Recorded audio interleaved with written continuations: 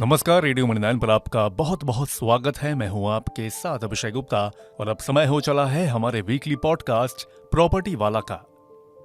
अमन पिछले 9 सालों से नोएडा में किराए के मकान में रह रहे हैं। पिछले साल की तुलना में उन्हें इस साल इंक्रीमेंट अच्छा मिला है।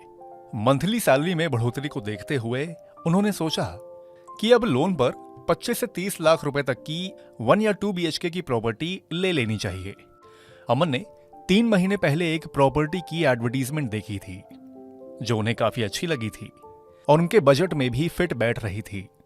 तो अमन ने उस प्रॉपर्टी वाले से संपर्क किया, लेकिन उनके अरमानों पर तब पानी फिर गया जब प्रॉपर्टी वाले ने बताया कि सर, प्रॉपर्टी तो अंडर कंस्ट्रक्शन है, लेकिन इसकी कीमत 30% बढ़ गई है। अमन ये सुनकर हैरान रह गए। उन्होंने कहा कि इससे तो उनका पूरा बजट बिगड़ जाएगा और फिलहाल के लिए उन्होंने घर खरीदने का प्लान पोस्टपोन कर दिया और किराए के मकान में ही रहने का फैसला लिया। अमन जैसे कई लोगों का घर खरीदने का सपना ही बनकर रह गया है। मैजिक ब्रिक्स की रिपोर्ट के मुताबिक देश के टॉप 13 शहरों में अंडर कंस्ट्रक्शन घरों की मांग में तेजी आई है, जिसकी वजह से कीमत में भी बड़ा उछाल आया है। जनवरी और मार्च के बीच में मांग बढ़ने से कीमत 30.6% तक बढ़ी है। रिपोर्ट के मुताबिक नोएडा में 7.1% और ग्रेटर नोएडा में 6.1% की तिमाही प्राइस हाइक देखी गई है। वहीं बेंगलुरु और मुंबई में भी 5.7% प्राइस हाइक देखी गई है।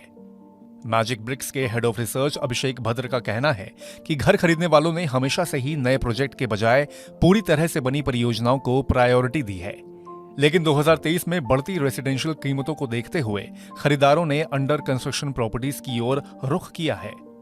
किफायती होने की वजह से लोगों का इसमें रुझान बढ़ा है। रिपोर्ट के अनुसार अक्टूबर और दिसंबर के बीच 2 BHK की मांग 32% से बढ़कर जनवरी और मार्च के बीच 42% हो गई है। खरीदार 2 BHK यूनिट में निवेश में दिलचस्पी दिखा रहे हैं। आंकड़ों से पता चला है कि इस समय बेंगलुरु, नोएडा और नवी मुंबई में 2 BHK की मांग काफी बढ़ गई है।